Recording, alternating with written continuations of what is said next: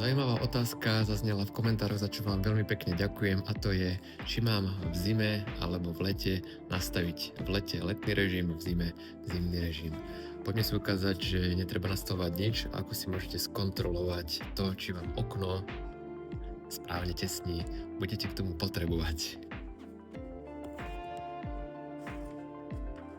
jeden kancelársky papier, ktorý má doma každý. Treba dávať pozor, aby ste išli medzi tieto protikusy. Strčíte papier do okna, zavriete okno. Strkám papier, je to vidieť? Do okna zavieram okno a pokiaľ mám správne nastavené tesnenie a že mi dobre tesní okno, tak by som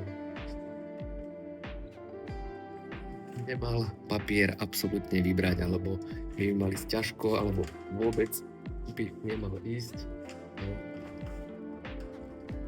Vtedy viem, že mám správne nastavené okno a nemusím riešiť všelijaké dorazy, zimné, letné režimy ani nič podobné. Ak vám ide ťažko von, tak je to fajn, ak vám ide ľahko von, že vyberiete papier, tak vtedy treba niečo riešiť. Ale pokiaľ vám ide takto, ako išiel mne, že takmer alebo teda, že som ho vôbec nevybral, tak je to skvelé.